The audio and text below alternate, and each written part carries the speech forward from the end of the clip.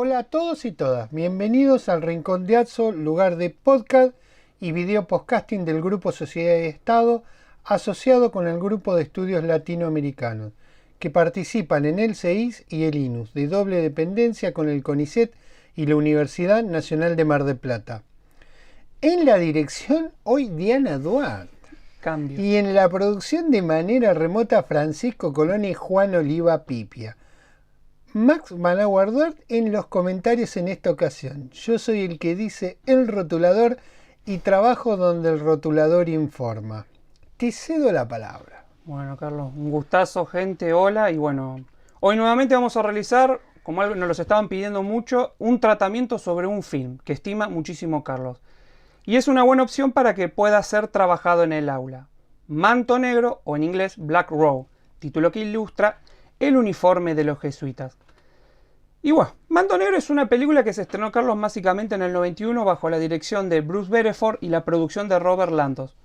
Y tiene dos personas interesantes que son Peter James en la dirección de fotografía y Georges Delerue en la música. Y la verdad son dos elementos que a lo largo de la película sobresalen en todo el film. Literalmente podemos encontrar una docena de escenas o más donde todos los elementos básicamente que figuran le dan un sentido único a la fotografía.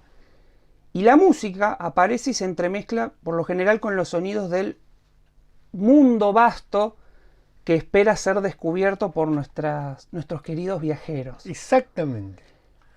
Pero la gran pregunta es ¿cómo se llega a esta película? La respuesta yace en el autor de la novela Black Robe, que se escribió en el 85, que es Brian Moore, que se le pidió específicamente al que adaptara el libro para el guión. ¿Quién es? Es su libro. Es su libro. Su libro. Es de su autoría. Y su adaptación. ¿Y quién es Brian Moore? Es un irlandés católico nacido en la ciudad de Belfast en el año 21 y después de servir en el ejército británico en la Segunda Guerra Mundial como personal civil y en la ONU, se emigró a Canadá en el 48. Y es Canadá quien ve nacer básicamente todas sus novelas, donde va a tratar temas antidoctrinarios, anticlericales, el sacerdocio católico, como así también la lucha de la fe y el compromiso religioso que se puede ver en Black Robe, que a la larga van a tener un peso muy importante en los diversos hilos argumentales de sus obras.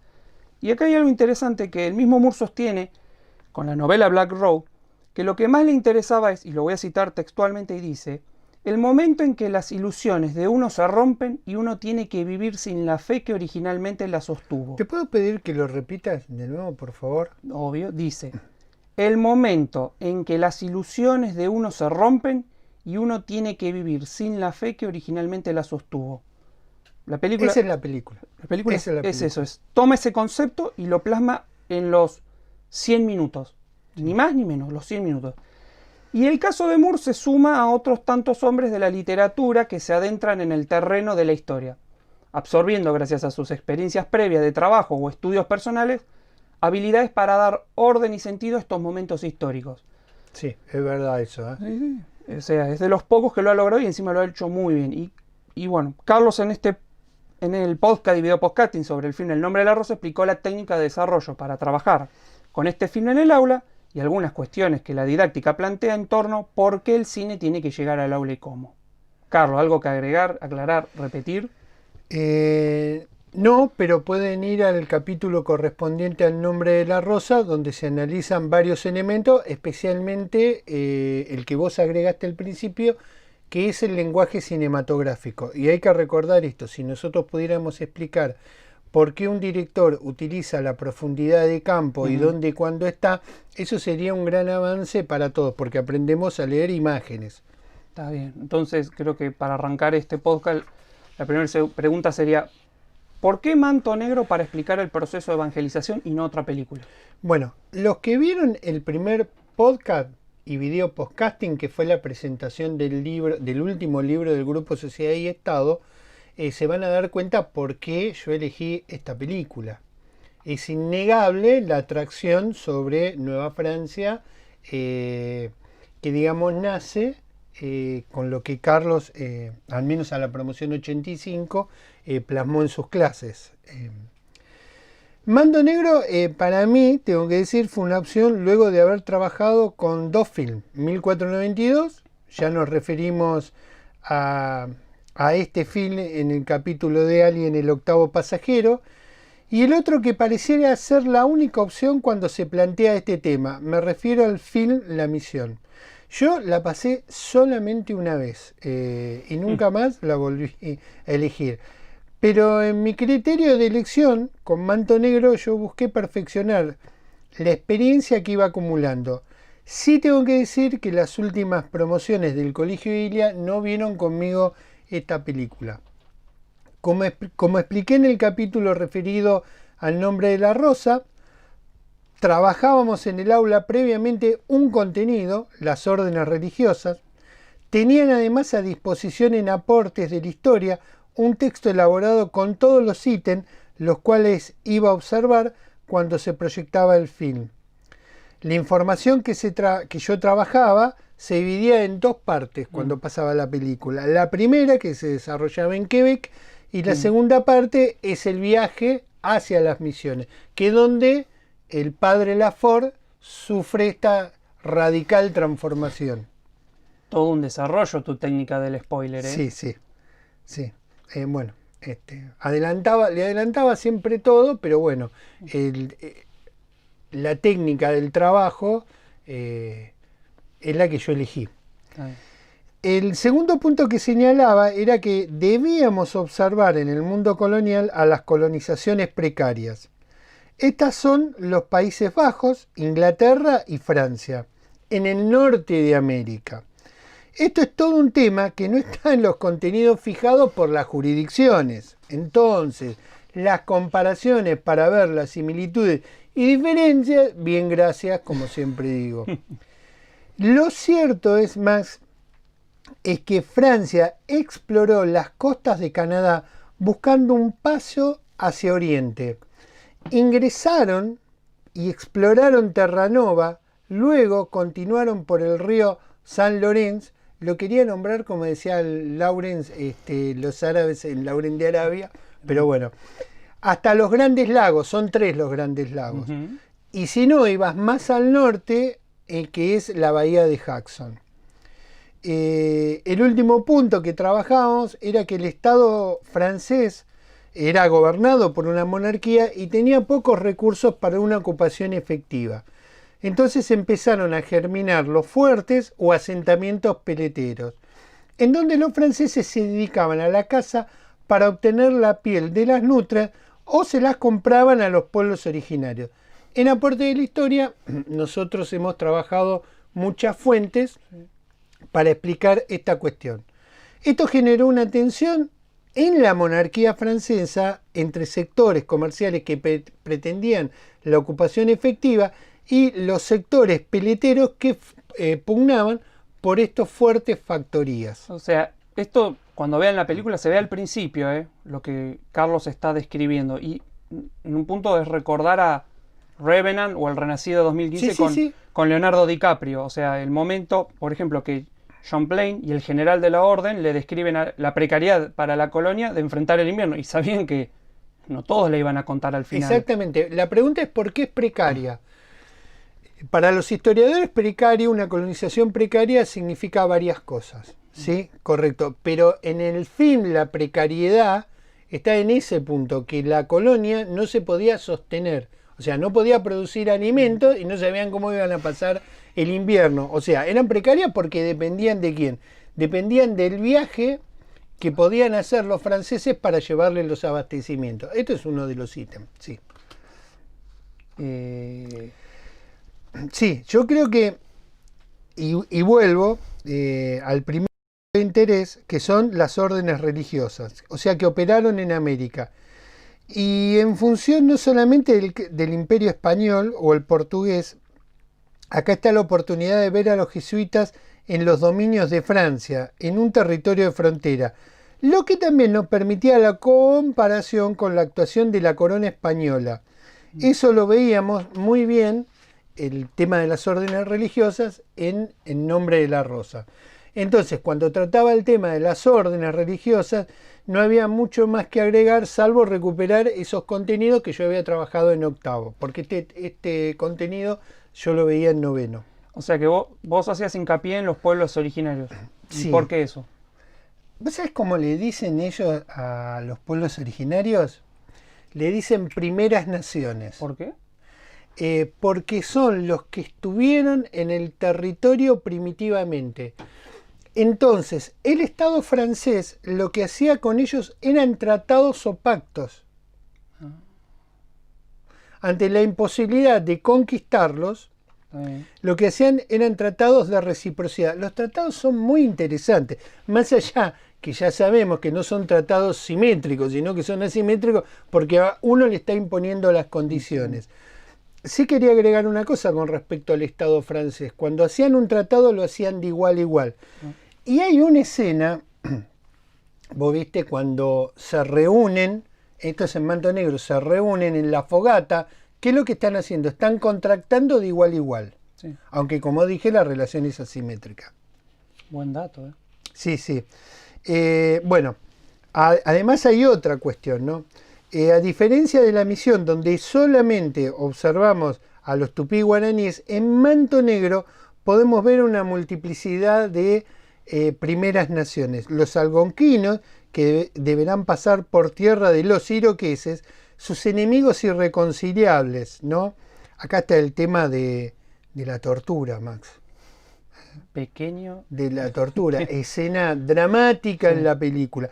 Pero Carlos Mayo siempre decía, uno de los elementos centrales, los cuales está referido en todas las fuentes, es este tema de la tortura. Ellos, los algonquinos, tenían que llegar a la tierra de los hurones, ¿no es cierto? Sí. Que van a ser acompañados en un momento por los montañeses. Y acá aparece un personaje que es el brujo Mestigot. Yo voy adelantando algunas cuestiones, pero bueno. Esto nos permitía abordar las relaciones entre ellos. Esto es todo, Max, una riqueza de abordaje, porque desde el lado europeo usarán estas disputas para buscar la fidelidad de estos pueblos originarios, hurones y algonquinos, y que son aliados de los franceses, e iroqueses, que van a estar aliados de los ingleses. Esto es claro en la escena donde los iroqueses discuten qué hacer con los cautivos.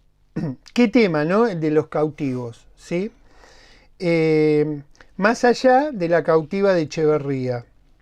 En el fin, van a decidir cómo usar de intermediario a los holandeses. Los iroqueses se reúnen y los quieren intercambiar. Bueno, vamos a matar a los algonquinos, pero al Manto Negro, a quien lo acompaña, los vamos a cambiar por fusiles. Pero no se tienen que entregar los franceses, lo vamos a hacer a través de los holandeses. Se hace un muy lindo debate de un minuto. De un minuto, donde van a ver que van a intercambiar.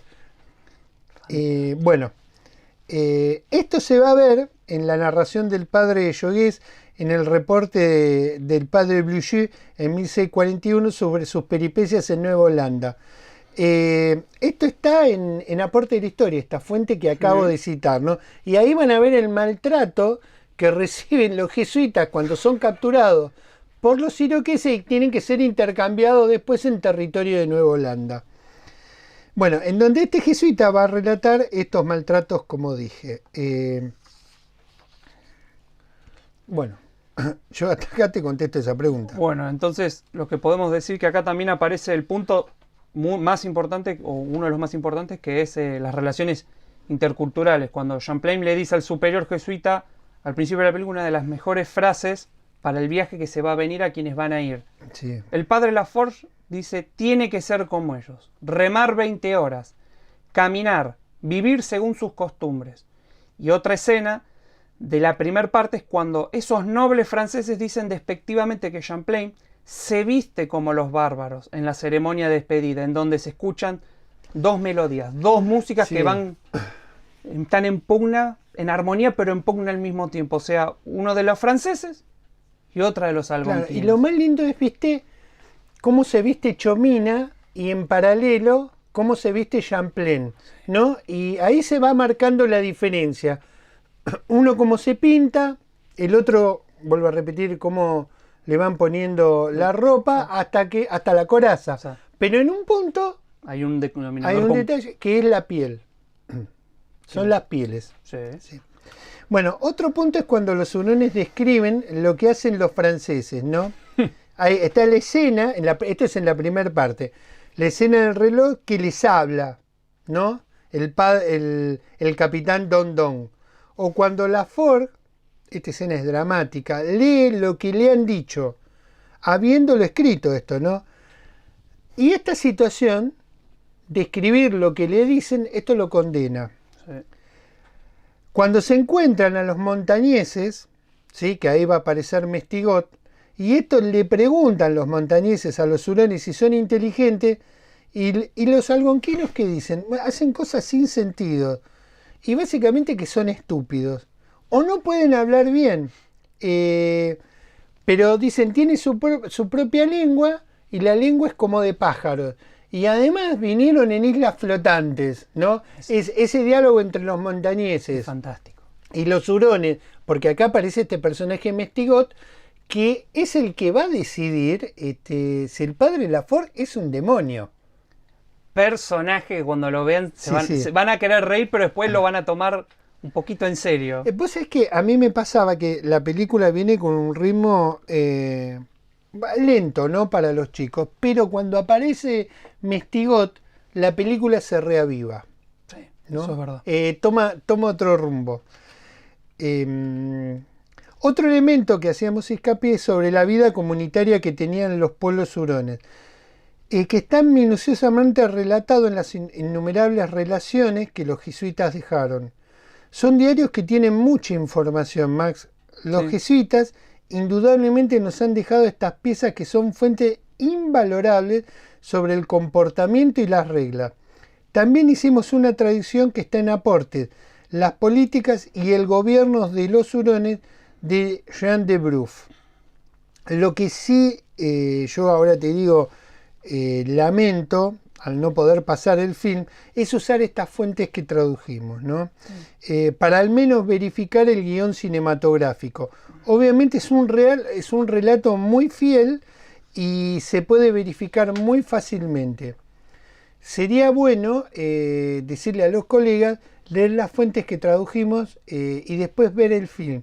Hay tantas conexiones entre estas fuentes que las fuentes, yo siempre señalo, merecerían estar en el aula. Bueno, si querés podemos hacer un repaso cronológico de la primera parte.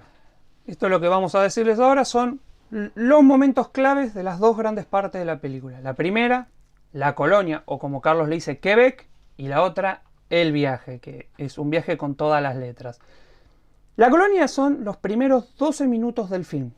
Suceden, como dijo Carlos, en la ciudad de Quebec, en el fuerte de Quebec de ese momento. Sí. Y comienza. En el minuto 2, el cazador de pieles de castor, objeto muy deseado por los colonizadores para ser vendido en Europa, es interrogado ¿en dónde los cazó? Y quien aparece con las pieles le dice, es mi secreto, de algún lado. Y sigue de largo. Sin embargo, el padre Lafort le interesa saber cómo pagó por esas pieles. Este le responde con cuchillos o con elementos necesarios para el día a día. Y él, sin embargo, le objeta diciendo con alcohol. Que podemos verlo en el colono. En el colono Pom. En el colono y Pom. Viste cómo el soldado interroga a este cazador. ¿Dónde encontraste? ¿Las cazaste o las encontraste? En San María están tratando de ver la ubicación dónde están las pieles. Porque realmente lo que hacían los algonquinos, los iroqueses o los hurones, es ellos cazaban las pieles, ¿sí? Entonces agotaban el recurso y después se las vendían a los europeos. Un buen negocio, una práctica muy inteligente. Sí. Y bueno, otro es en el minuto 6, que Carlos ya lo dijo, que es los algonquinos esperan al capitán Don hable y el superior jesuita les dice que ha dicho el capitán. Escena que cuando la ves la primera, o sea, la ves esa escena y vos decís, son 5 minutos que la cámara está viendo a un grupo de gente que mira un reloj y vos decís, acá hay algo raro, pero mírenla porque no está esperando que hable. O sea, que yo se los describa no sirve nada, cuando lo vean lo van a entender. Después, un minutito después, franceses y algonquinos nos muestran básicamente cómo el poder es representado en las vestimentas y las danzas muestran dos estilos claramente opuestos. O sea, hay algo único, hay cosas que se unifican, la piel y la música, pero también hay diferencias. Sí. Marcándose en un primer momento la tasa de masculinidad de los franceses. Sí. Las miradas de curiosidad de los algonquinos son el reflejo de no entender por qué los recién llegados hacen lo que hacen, y lo mismo le pasa a los franceses. Sí. Y en el minuto 11:30, el diálogo entre los nombres franceses sobre la ropa del gobernador Champlain, preguntándose quién coloniza a quién. Un tema muy recurrente en la historia. Sí, en la historia. ¿Quién coloniza a quién? ¿Sabés que me estaba acordando? Que cuando volvimos a ver la película, lo analizamos, es la presentación. Sí. Miren la presentación repetidas veces. Ahí está el mapa. Aparece el mapa. Sí. Y el mapa, a partir de los cortes sucesivos, va mostrando el recorrido que va a ser el padre Lafort. O sea, es un spoiler que te das cuenta después de haber terminado de ver la película. Y va mostrando imágenes de los pueblos originarios, perdón, de las primeras naciones, de dónde y cómo vivían, ¿sí? Y que va relevando después la calidad de reproducción que tienen las imágenes de este film. Pero la presentación es espectacular. Y también lo de los holandeses e ingleses. Un diálogo fantástico que... Fantástico, sí. 30 segundos, pero son suficientes para dar a entender cómo son las cosas ahí. Sí. Y ahora pasamos al viaje, que es el corazón de la película, básicamente. Sí. En parte realizado en canoas, por los grandes lagos, y en parte terrestre. Muestra la vida cotidiana en dicho recorrido, como en los campamentos que se arman para finalizar el día. O sea, canoa, caminaban a tierra con la canoa y la desembocaban en otro río. Así toda la película. En esa primera noche, el padre Lafort ve la vida en comunidad que se desarrolla al dormir y piensa en ese momento que vio al padre que había venido de Nueva Francia. Y es el primer adelanto de lo duro que es el proceso de evangelización para los jesuitas. O sea, esa caminata por los pasillos de la catedral, sí, que lo muestran insignificante y perdido. O sea, algo inferior a algo mucho más grande. Sí. Que se repetirá, esta caminata se va a repetir varias veces durante la película y cuando se extravíe en el bosque. Sí. Pero tenés que mirar los árboles, le dice. ¿Cómo te vas a perder? Tenés que mirar solamente los árboles. Y el padre Lafort lo mira como diciendo, todos los árboles son iguales. Sí, no tengo ayuda, la verdad. Y después, 19:50, sí, acá podemos encontrar un punto. Es Chomina se acerca al padre Lafort y le pregunta qué está haciendo. Este le dice, escribiendo palabras. Chomina no entiende que puede escribir un hecho, un pensamiento y que otro lo puede leer. Sí. Y como dijo Carlos, este acto lo condena, ya que los algonquinos empiezan a pensar que él es un demonio. Y esto, para algunos puede ser algo gracioso, pero es dramático. Es muy dramático lo que va a venir. Y después del minuto 20 al 25 tenemos varias cuestiones. La primera, la idea del cielo que tiene el cristianismo que no convence a los algonquinos, ya que estar con Manitú les proporciona todo lo que no tuvieron en la tierra. Manitú es la diosa de la muerte para este grupo de naciones. El ejemplo es compartir todo y el tabaco es uno de esos mecanismos. Exactamente. En la parte cuando él conoce el campamento se va a dar esto, sí, y ustedes van a ver lo gracioso que es para las primeras naciones, pero para el padre Lafort no va a ser nada gracioso. No. Después, la negación de comprender por parte del padre Lafort que los algonquinos son cazadores-recolectores y tienen una lógica totalmente distinta para organizar la vida. Y eso lo va a chocar toda la película, lo que uno ve en la película. Después, un tema que es el amor entre Daniel y la hija de Chomina. Hará que éste le recomiende a su hija que él no la va a poder mantener, ya que no conoce las estrategias de los cazadores-recolectores. Aparte feo y peludo. Sí, con pelos como un perro, le dice. Claro, le recrimina a la madre, a la madre de la hija de Chomina, le recrimina, bueno, pero el que se enamoró es tu hija. Es feo y peludo como un perro. Y que ella le retruca así, pero también es tu hija. También es tu hija. Y se queda quieto remando. Sí. Después, el viaje tiene su primer y principal contratiempo.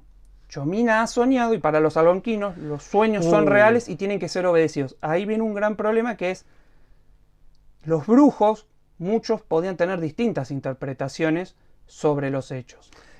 Esto es muy interesante lo que dijiste. Lo soñado es real. y el presente es una ilusión. Por eso es algo que van a ver que constantemente es lo que guía estas primeras naciones. Es Sí, sí. el sueño. ¿Es real o no va a ser real? ¿Qué tanto y qué no? A partir del minuto 30 vamos a ver cómo llegan a la Tierra los montañeses. En ese punto se produce un diálogo entre estos y los algonquinos, en donde, como dijo Carlos anteriormente, queda en claro de que tratan de compartir información de cómo son los franceses, o sea, saber Claro. cómo viene la mano en criollo, terminándose por preguntar si estas personas con pelos en la cara, como los perros, son inteligentes o no. La respuesta... Esto es fantástico. Esto es fantástico. Porque es un diálogo de un minuto y los franceses se preguntan, ¿qué están hablando? Y no sé. Los dejan de lado como nenes, Sí. con las mujeres encima, que las mujeres los miran como Los diciendo... montañeses eran la primera vez que los habían Sí. visto. Las caras... De los tipos como diciendo... Son 10 segundos la escena, Sí. que no pueden registrar qué son, hasta que empieza este diálogo. Después, la célebre aparición del brujo Mestigot, que debe determinar si Manto Negro es un demonio. Y esto le da un giro, la verdad, que acá ya la película deja de ser algo gracioso como tal vez lo planteamos nosotros, y pasa a ser algo muy serio. Sí, dramático. Mestigot lo condena, pero un hecho hace que los algonquinos decidan abandonarlo. En el campamento muere un recién nacido y Manto Negro decide bautizarlo. Ese rito es interpretado por los algonquinos y los montañeses como una forma de Manto Negro, o Padre Lafort, de quedarse con su alma. La escena que a mí me parece más reveladora del ego de Mestigot es cuando le pregunta al padre Lafort, ¿usted no sabe quién soy yo? El padre Lafort le dice, no, ¿cómo que usted no me conoce? Claro, La primera vez que estoy acá. era el brujo más conocido de estos pueblos de primeras naciones que lo iban a consultar. Y el tipo dice, entonces es un demonio usted si no me conoce. Cómo se lo dice y en dónde se lo dice es fantástico. Y esta cuestión que analizábamos cuando vimos de nuevo la película es el miedo que le tenían los chicos a Mestigot. Sin embargo, no le tenían miedo al padre Lafort. Porque En la escena del sombrero. Porque los brujos en estas sociedades tienen un peso muy importante. No tienen un peso de mando, pero tienen un peso... Y ¿sabes una cosa? Cuando hay un delito son los únicos condenados a muerte. Es así que no Está en la fuente que yo señalé, ¿eh? ¿Ah? Sí. Mirá El homicidio casi no se condena. mirá. Casi no se condena, pero cuando un brujo se equivoca, es condenado a muerte. Bueno, entonces la pensaban 2 veces porque Sí. si no se le complica. Y después, acá vamos a hacer, voy a decir esta parte que es, Daniel debe decidir si se queda con el padre Lafort, Sí, pero entiende que si se queda con él va a morir. sí. Lo abandona y sigue desde una distancia cautelosa a los algonquinos con su canoa. Y ahora le dejo a Carlos que siga leyendo o contando, relatando esto que hemos escrito un poco para guiarnos, porque es mucha información, la verdad. Bueno, él no ha decidido ser sacerdote, Daniel. Y ya él empieza a pensar que ese destino va a estar con Aniuk, la hija de Chomina. El padre, como dijo Max, el padre Lafort se queda solo en el bosque, abandonado a su suerte. Verá como en pocos momentos el lugar va a ser recorrido por los temibles iroqueses. En otra escena, Daniel ha perseguido a los algonquinos. Se va a salvar de ser asesinado por el hijo de Chomina. Este decide volver al bosque a buscar al padre Lafort con un pequeño grupo y cumplir con la promesa de llevarlo a la misión de los hurones. Chomina le dice al hijo, al final soy tan avaro y pretencioso como los franceses y no he cumplido con mi palabra. Una cuestión de honor ahí, básicamente. Y lo más gracioso es también cómo lo llevan a Mestigot. Sublime. Los iroqueses entonces ahí, cuando los algonquinos vuelven a buscar al padre Lafort, de donde lo habían abandonado, los iroqueses los emboscan. En esta pelea va a morir la madre de Chomina y su hijo menor. Y van a ser tomados prisioneros Lafort, Chomina, quien está gravemente herido, su hija Aniuk y su hermana menor y Daniel. Van a ser llevados al campamento de invierno de los iroqueses. De un primer momento, al ingresar al campamento, ya se ve la sesión de tortura, lo que van a tener que padecer. A partir de ahora, vamos a ver cómo es asesinada Sí. adelante del padre la hija menor de Chomina. Y le pide a todos que no muestren ninguna señal de dolor y que canten para que los iroqueses no se queden con el espíritu de su hija menor. Y acá aparece también el otro elemento que siempre nos señalaba Carlos, que era ante la tortura la burla. No, sí, ¿Sí? es La fuerte burla porque uno cree que en esa tortura la gente va a estar seria y lo que lo hace raro es que mientras los están torturando la gente se les ríe en la cara y es Sí. no, para nosotros que el que lo va a ver por primera vez se va a quedar como no lo va a entender, pero tiene la lógica para ellos. Ahí cuando el padre Lafort va a ser torturado va a cumplir con ese pedido, porque volvemos a repetir, cuando eran capturados los misioneros jesuitas eran salvajemente torturados, pero salvajemente torturados. En esto no hay invención, no hay exageración. Es lo que registran minuciosamente todas las fuentes. Especialmente las fuentes de los ingleses para ver cómo producían terror los iroqueses frente a los algonquinos y a los hurones. Y en ese momento, fíjate vos, que el padre Lafort no le discute esta idea a Chomina. Ya esto que Chomina le dice, él no lo considera infantil. Sí, lo toma como un asunto serio. Exactamente. Escenas varias, ellos logran escaparse de sus captores y en esa huida Chomina va a reconocer el lugar donde va a morir, porque él había tenido un sueño previo que fue interpretado por su mujer. ¿Sí? Es una secuencia de imágenes que hay que prestarle mucha atención y bueno, él les dice, este es mi lugar donde yo me voy a quedar, ustedes continúen. Y esta tensión que hay entre el padre Lafort, que no lo quiere abandonar porque ya lo considera un amigo, y a New, que le dice, hay que cumplir lo que el sueño dice. No, el sueño no se puede discutir. ¿Cómo prevalece eso? Exactamente. Bueno, siguen viajando los tres y en un momento a Nuke le dice, bueno, ahora tenés que ir vos solo. Entonces el padre Lafort le pregunta a Nuke, pero ¿por qué tengo que ir solo? Y ella le responde que en el sueño del padre él estaba solo. Daniel le dice, no, lo vamos a acompañar, pero el padre Lafort le dice, no, por culpa nuestra ellos perdieron todo. Sí. Perdió a su padre, a sus hermanos, a su hermana. Ella le implora a Daniel que los sueños son reales y deben cumplirse. Lafort acepta esto diciendo que se puede decir de aquellos que confunden los sueños con el mundo real. Este sueño es una ilusión. Y tal vez tienen razón, ¿no? Sí. Cuando Daniel le dice adiós, Manto Negro le contesta, nada de despedidas en esta tierra, tampoco saludos, ni nombres, los bosques hablan. Los muertos hablan de noche, Dios lo bendiga en su viaje y en su vida. Y es la primera parte que vos señalaste cuando dice el momento en que las ilusiones de uno se rompen y uno tiene que vivir sin la fe que originalmente lo sostuvo. Esa es la transformación del padre Lafort. Bueno, el padre Lafort va a llegar en soledad a la misión jesuita en la tierra de los hurones, que está siendo diezmada por la peste. Otro tema recurrente nuestro que hemos trabajado en varios podcasts.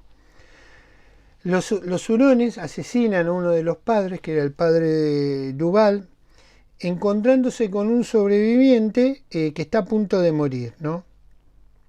Ahora, lo que están esperando es la magia de los mantos negros. Ellos le dicen, si nosotros aceptamos el bautismo, ¿nos vamos a salvar? No. Y él les dice, eso lo va a decidir Jesús. Y fíjate lo que le dice, ¿usted nos ama? Sí, qué pregunta. ¿Qué pregunta? ¿Usted nos ama? ¿Usted no es un demonio? Y él llorando. Se toma mucho tiempo y va recorriendo todos esos rostros que él va recordando en ese viaje de un mes. Y bueno, el final es un poquito más dramático, pero no vamos a contar. Entonces, para resumir, en este capítulo tratamos de analizar con Carlos, al autor, los temas tratados en sus novelas, la evangelización, las órdenes religiosas, la situación en el Quebec y en las zonas donde transcurre el viaje, la colonización precaria y la debilidad del Estado monárquico francés, los pueblos originarios o, como dice Carlos, primeras naciones con sus similitudes y diferencias culturales entre ellos y entre los franceses. Y por último, dejamos un resumen con los momentos clave de toda la película. Puede que la parte cronológica sea la parte más pesada, si se quiere decir, o algunos lo llamarán spoiler, pero si algo aprendimos durante la enseñanza del cine en el aula, yo como estudiante, Carlos como profesor, es que es necesario previamente saber todos estos datos, porque el film es visto de otra manera. Como un libro, a mayor información y contexto de los eventos, uno tiene una mejor capacidad para conectar las partes de la película y que sean mucho más fluidas. Cada cosa que ustedes investiguen, la música, la foto, una fuente, un libro, la película se va a ver más nutrida. Sí. Por mi parte es eso. Bueno, tengo que cerrar yo. Recuerdo, yo esta película se la mostré a Carlos Mayo. Le dije, mirá, estoy trabajando un film sobre las colonizaciones precarias en Francia. Carlos me miraba con una cara. Le digo, ¿usted no lo vio? No, me dijo, no lo vio. Me acuerdo que nos sentamos a ver la película y lo único que decía Carlos, increíble. No increíble. Increíble, sí. Y, viste, se ponía así. Bueno, ¿te acordás, no? Se ponía así. Se le levantaba la corbata. Sí, se le levantaba la corbata y decía, ¿esto lo escribió un historiador? No, es un hombre de literatura. No puede ser. Le digo, sí, es un hombre de literatura. Y decía, increíble. Bueno, no lo quiero imitar a él, pero bueno. Y bueno, nos despedimos. Queremos agradecerle a todos los que nos siguen en el Rincón de Atso. Ya sabemos que es un lugar de podcast y video podcasting del Grupo Sociedad y Estado, que está asociado con el Grupo de Estudios Latinoamericanos. ¿Te cortaste el pelo? Sí, había una necesidad de dejar respirar un poco más las neuronas. Ya estaban un poquito ajustadas y ya estaba costando hacer los trabajos prácticos. Yo también. Escúchame, además del corte de pelo, ¿no le vas a contar al público un spoiler de la próxima película? Sí, hay un spoiler. Posiblemente para la próxima película yo no esté, así que me voy a operar. Me voy a hacer un implante coclear, así que voy a estar menos sordo, un poco más auditivo, y ya no voy a poder decir que no escucho lo que me dicen, pero posiblemente tengas que elegirte otra compañía, porque se va a ver una película argentina, enmarcado en un contexto de historia política muy dramático, escrito por un hombre de letras. No podemos decir más porque nada más. Les dejamos la duda, un emblema. Así que, gente, gracias por acompañarnos en el día de hoy, a la gente que nos viene bancando y bueno, espero que les haya gustado y nos vemos en la próxima. Un beso muy grande para todos. Gracias a Diana y a los chicos, a Francisco y a Juan, que de manera remota nos hacen el aguante. Así que un beso. Beso, gente.